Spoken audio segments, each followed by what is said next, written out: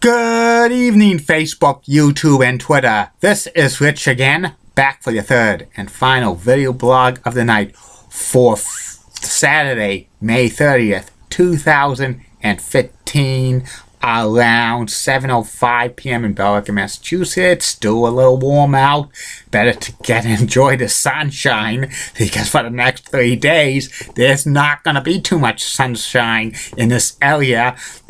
It starts going downhill tomorrow with some rain and thunder showers in the afternoon, and then steady and cool and damp and raw rain for Monday and Tuesday.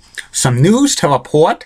All signs are pointing that the Boston Bruins will be retaining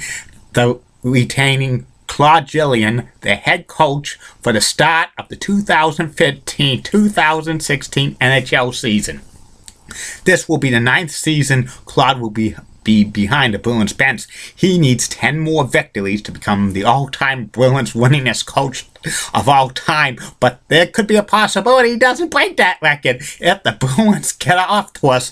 If they get struggling next year to start the season off, Claude's not going to be around by Thanksgiving or Christmas. He's going to get the axe, and probably the Bruins will hire Bruce Cassidy, who's the Baby Breeze head coach, the Providence Bruins.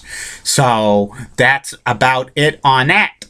And my third and final video blog subject of the night is about the Minnesota North Stars hockey team, which the Minnesota North Stars played in the NHL from 1967 through 1993, and they were the first NHL team to play in the great state of Minnesota. Minnesota's a hockey-craved state, and it's many NHL players were born in Minnesota and stuff like that, and hockey's a religion up in Minnesota. And when the NHL was expanding from the original 6 teams to 12 teams to create the 6-team Western Division for the 1967-68 season, they were getting applications from all over the United States and Canada, including Minnesota.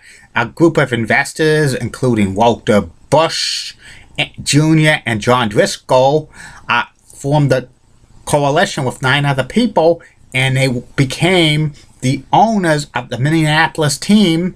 The NHL confirmed this to give them a franchise on February 9, 1966, and they were to play in the 1967-68 season, and they decided to name the team the Minnesota North Stars. They had an awesome logo with the N and that symbol with the star up. That was a very, very awesome logo. And they played their home games for 26 years at the Met Center in Bloomington, Minnesota, a suburb of Minneapolis. They had the option of playing at the St. Paul Civic Center, but that wasn't.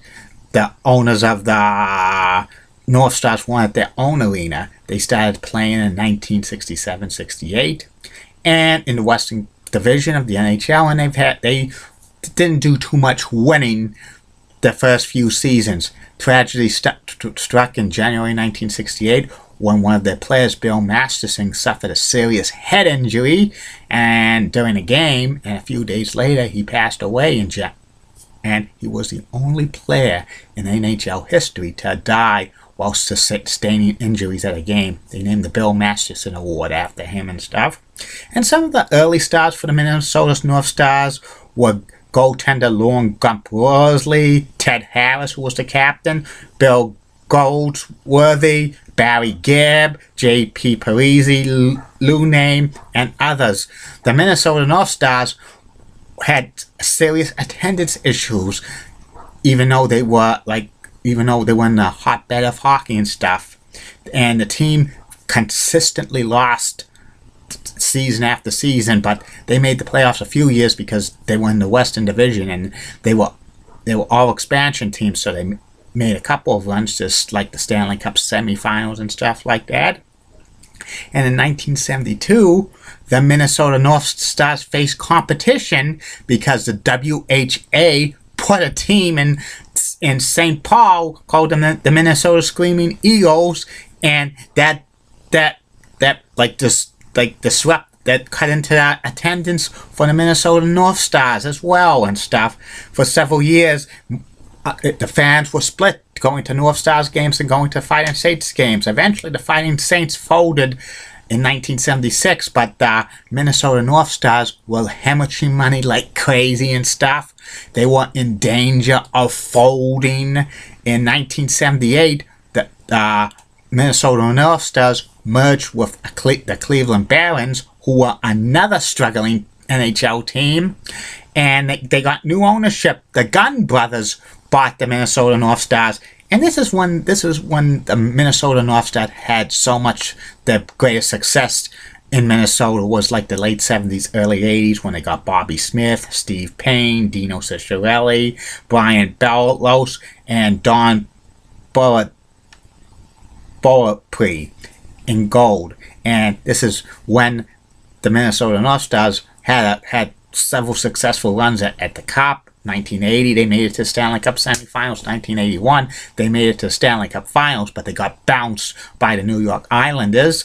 And the Minnesota North Stars won a couple of Norris Division trophies in 1982 and Norris Division titles, in 1982 and 1984. And they made it to the Campbell Conference Finals in 1984, but they lost to the Edmonton Oilers. But by the mid to late 80s, the Minnesota North Stars were struggling. Attendance was awful. Many people were not coming to the Met Center because it was an aging facility. Sometimes regular season crowds were down to 5,000, 6,000, 7,000. And the Gunn brothers were mad because they wanted to build a new arena in Minneapolis, downtown Minneapolis, but they were refused by the Minnesota government and stuff. They threatened to move the team to the Bay Area of San Francisco, but the NHL refused to allow them to move to the Bay Area with the North Stars. A deal was compromised in 1990 while the Gunn brothers sold the Minnesota North Stars to Norm Green in exchange for the Gunn brothers to get an expansion NHL team that turned into the San Jose Sharks. And the Minnesota North Stars had drafted Mike Modano in 1988 as the number one pick in the NHL draft, and he was a superstar. He was one of the best U.S. American-born player of all time, and he spent his first few years in the Minnesota North Stars. 1990-1991, the Minnesota North Stars had a losing record, but they qualified for the playoffs because back then 4 teams in each division qualified for the playoffs, and they were in the North Division with Chicago, Detroit, St. Louis, and Toronto. Toronto had the worst record in that division, a couple of points behind Minnesota North Stars. So the North Stars qualified for the playoffs, even though with a losing record. They knock off Chicago, who had the best record in the NHL that year in 1990-1991, 106 points. Knock out the St. Louis Blues, who had the second best points, 105. They had Brett Hall and Anna Moats on that team. The Blackhawks had Eddie Belfour in gold, and Jeremy Roenick, and Doug Wilson, and Chris Chelios, and a couple of others. And then in the semifinals, the Campbell Conference Finals, the Minnesota North Stars beat the Edmonton Oilers with Mark Messier and Glenn Anderson and Bill Ranford and Craig McTavish and Kevin Love, and they made it to the Stanley Cup Finals to face off against the Pittsburgh Penguins and Mario Lemieux and Tom Barrasso and Jaromir Jagr. The fans were selling out the Met Center like crazy. The Minnesota North Stars went up 2-1 in the series against the Pittsburgh Penguins, and many fans were saying that Minnesota North Stars were going to win the Stanley Cup, but they managed to lose Game 4, Game 5, Game 6, and they lost the series 4-2. That was probably the most shining moment for the Minnesota North Stars. The next season, the Minnesota North Stars changed their logo from the end with the star on it to the logo just says Stars, and a lot of fans of the Minnesota North Stars thought this foreshadowed the team moving. The attendance at the Met Center kind of fell down again. The North Stars had another losing record in the 1991-92 season, but they qualified for the playoffs, and they almost upset the Detroit Red Wings in the first round. But somewhat a fluke goal by Sergei Fedorov in like Game 4, in overtime. I mean, Game like 6 in overtime, would send them to a Game 7, and the Red Wings won. And Norm Green was having a lot of trouble in Minnesota. He was slapped with a sexual harassment lawsuit. He tried to get the Minnesota government to build him a new arena to replace the Met Center, but there was no use. Attendance problems were dwindling for the Minnesota North Stars. Behind the NHL's back, Norm Green was trying to move the team out of Minnesota. He kind of was going to move them to Anaheim, California, because Anaheim was building a new arena for them, for an NHL team, and he was going to name the team the Los Angeles Stars, but that deal fell apart. NHL gets an expansion team, and they name it the Anaheim Ducks. And 1992-1993 was a lame duck year for the Minnesota North Stars. Many fans knew it was the final season. Green was going to move the team, and he looked for several cities, Kansas City and Atlanta and Charlotte he was negotiating with, but he found one in Dallas, Texas. And at the end of the 1992-1993 season, the Minnesota North Stars ceased to exist, and they moved to Dallas to be rebranded as the Dallas Stars. The Minnesota North Stars only had 8 winning seasons, and they were a tenuous NHL franchise with with attendance problems and financial problems and stuff like that. But they had some great players and stuff.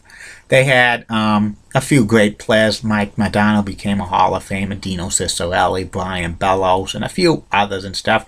If they got some local ownership group in Minnesota, the team probably would have stayed put, and probably Dallas would have probably eventually got an expansion NHL franchise. But those things happened, and it was very disappointing to see the North Stars leave Minnesota to go to Dallas. 7 years later, in 2000, the NHL returned to Minnesota with the Minnesota Wild, and they sell out crowds at the XL Center in St. Paul, Minnesota. So that's about it on the Dallas Stars, and that's about it on these video blogs for tonight. Facebook, YouTube, and Twitter. Be back tomorrow for 3 more video blogs. First video blog will be the top 10 players in Rochester Royals / Cincinnati Royals / Kansas City Omaha Kings / Kansas City Kings / Sacramento Kings. Second video blog of the day will be about Fox Sports Detroit. And the third and final video blog of the night will be about the former WWE Tag Team Champions, Billy and Bart Gunn, the Smoking Guns. And in June, lots of great things coming on these video blogs, starting with the top 10 defensemen and goaltenders in New York Rangers history. That's going to happen Monday and Tuesday, plus other great stuff. The personality profiles are returning Monday. The Rem Dog that starts, several of them, all 30 days, will have 30 personality profiles. This upcoming week's theme of personality profiles, Monday through Friday, will be about Boston sports analysts of teams. Jerry Remy on Monday, Andrew Quickly on Tuesday, Tommy Heinsohn on Wednesday, Scott Solak on Thursday, and Bob Beers on Friday. And great ones are coming to these video blogs. King of the Ring reviews from 1993 to 2002 are coming in June. And could be surprises. And keep calm. And I'm a Julie Brodin guy. And in the words of Bruce Cronin, wanna put a wager on that, Richie? Good night, everybody. And I know.